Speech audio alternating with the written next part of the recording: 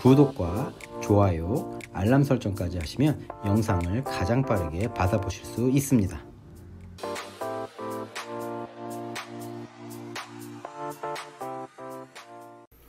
안녕하세요. 이 채널을 통해서 4차 산업혁명 관련 현 시장 인기 종목, 시킹 알파 분석 톱10 등 성장 가능성이 보이는 많은 종목들을 소개해 드렸었는데요. 저 또한 이런 여러 종목에 분산 투자를 했었는데요. 계속적인 미국 주식 하락장이 연이어지고 있는 시점에서는 좀 종목을 좁혀서 집중 투자하는 것에 대한 필요성이 느껴지고, 이전에 여러분들이 채널을 통해 소개해 드렸었던 종목들에 대한 업데이트 등을 여쭤보셨어서 이번 기회에 투자 포지션에 도움을 드리고자 앞으로 몇 영상들을 통해 인기 있던 종목들 중 주가 변동이 많았던 종목들의 현주소를 업데이트를 해드리려고 합니다. 가장 효율적인 방법의 업데이트를 어떻게 해드릴 수 있나 고민하다가 아래와 같이 평가를 해보았습니다. 먼저 첫 번째, 어닝이 서프라이즈인지 매출과 EPS가 성장세인지, 두 번째, 애널리스트들의 1년 3개월 포지션, 세 번째, 시킹알파의 배열 기사 내용 총정리미 요약, 네 번째 컨클루전 결론. 오늘은 컴스탁 마이닝, C3AI, 퓨얼셀 에너지 세 기업 업데이트를 해드릴게요. 컴스탁 마이닝은 5분기 이상 계속 어닝 샥이에요. 매출도 오르락 내리락하고 전분기는 예상치가 886K였는데 52K로 정말 많이 빗나갔습니다. 분석 기사가 별로 없는데 1년 전에 바이 4표, 셀 2표였는데 최근 3개월 이내에는 매수 의견만 있는 게 주가가 많이 떨어져서 1년 전에 $2 96센트였는데 현재 40센트죠. 그래서 그런 것 같네요. 이 기업이 추진하는 사업이 크게 두 가지죠. 본업인 금은 캐는 일이랑 ESG 지향 사업입니다. ESG 지향 사업으로는 리튬 리사이클링 기업인 리니코 인수합병 계획, 그리고 필리핀에서 현재 진행 중이라는 수은 처리 비즈니스죠.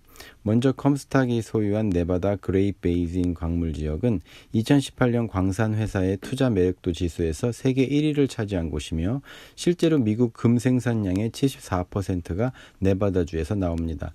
향후 광물 자원 추정치가 컴스탁 CEO 데 가스퍼레스가 단기 목표로 삼고 있는 325만 골드 온스로 온스당 $1,780로 약 57억 8,500만 달러의 가치를 달성한다면 회사가 설정한 5억 달러의 시가총액 목표도 초과할 수 있다는 것입니다.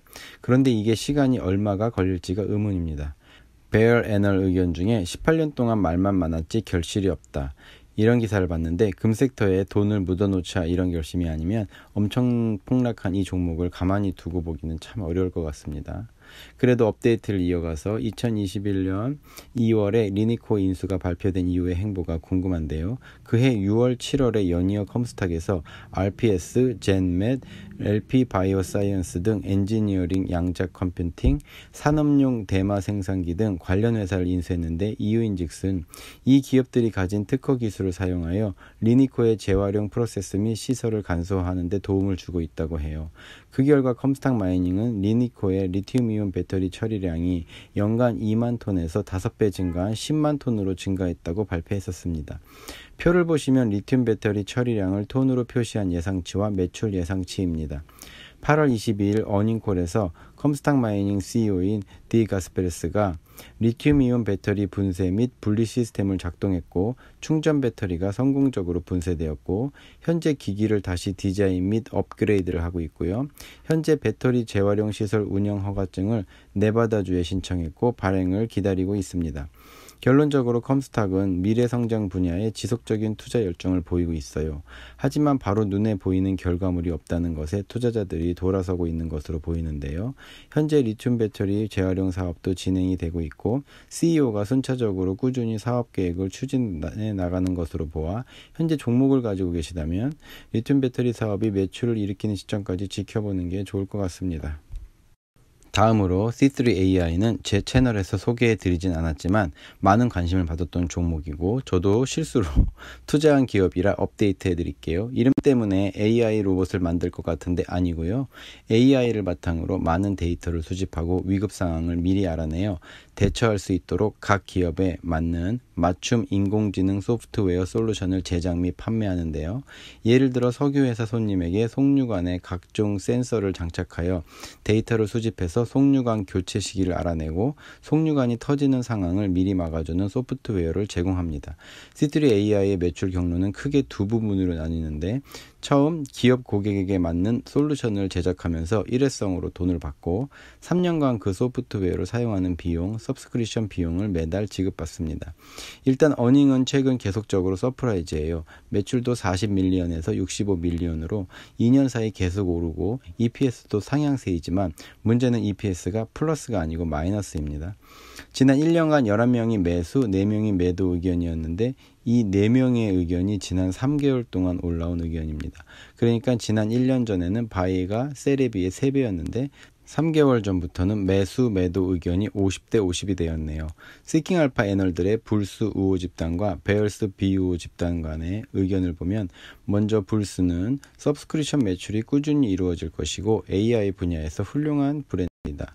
이 기업은 시가총액의 50%를 현금으로 가지고 있고 AI의 장기적인 성장 가능성이 있다. 우리 시대의 인공지능 분야에서 성장이 기대되는 기업 중 하나로 리더십 기술력이 뛰어나다는 의견이고요. 베얼스는 밸류에이션이 높지만 매출이 너무 적다. 가이던스가 보수적임에도 불구하고 고평가되어 있다. 수익성이 없어 우려된다. 이름은 유명하나 경험이 많지 않은 AI 회사다 등으로 보고 있습니다. 인공지능을 이용 이전에는 할 수 없었던 데이터의 수집 및 분석을 통해 각 기업의 미래의 문제를 미리 방지한다. 톰 크루즈의 영화 미래에 일어날 범죄자를 미리 알아내 예방하는 마이너리티 리포트가 현실화가 되는 것 같은데요. 인공지능을 이용하는 초기적 어프로치로는 아주 훌륭합니다만 왜 90년대에 삐삐 나오고 나서 스마트폰 나오기 전에 이메일이나 오피스 프로그램 쓸 수 있는 기기 있었죠. 그 블랙베리 태블릿 같은 건데 아시는 분들은 다 아실 거예요. 그 당시에 굉장히 획기적인 엄청난 아이템이었는데 스마트폰들의 등장으로 이 기기들이 순삭 없어져 버렸잖아요.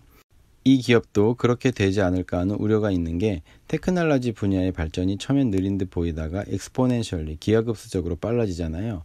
각 기업에게 돈을 받고 솔루션을 만들어서 개별적으로 데이터를 수집하는 능동적인 방법을 추구하고 있는데 제 생각엔 어느 시점에서 이 일을 정부나 어떤 한 기관이 처리하게 될 것 같습니다. 중앙 시스템이 모든 데이터를 수집하고 문제가 될 수 있는 미래 가능성에 대해 주기적으로 각 기업에게 수시로 업데이트가 되는 방식으로요. 굉장히 급속히 이 시점이 올 수가 있어요. C3 AI 인공지능의 초기적 어프로치는 훌륭합니다만 그 시점이 되면 이 기업이 하는 일이 금세 무용지물이 될 수 있을까 하는 의문이 듭니다. 물론 시대에 맞춰서 C3 AI가 획기적인 방법으로 계속 변신을 한다면 모르지만 일단 현 기업 방향성으로 봤을 때는 변신도 제한적일 것으로 보입니다.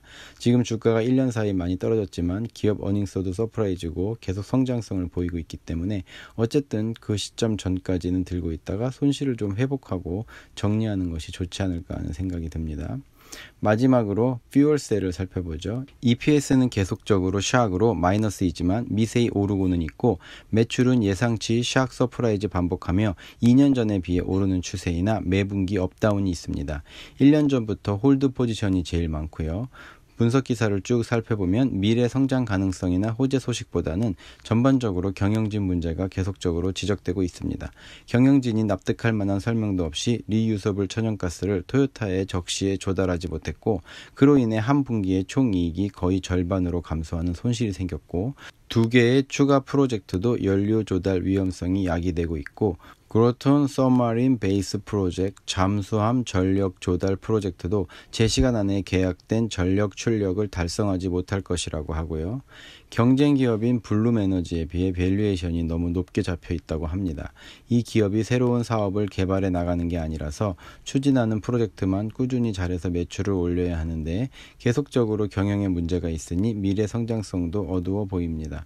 경영진이 바뀌지 않거나 문제점이 개선되지 않는 이상 지켜보다가 역시 이미 늦었지만 좋은 시점에 매도하는 게 좋을 것으로 보이네요.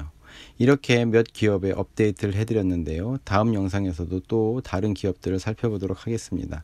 오늘도 영상 시청하여 주셔서 감사합니다. 남은 주말 즐겁게 보내세요.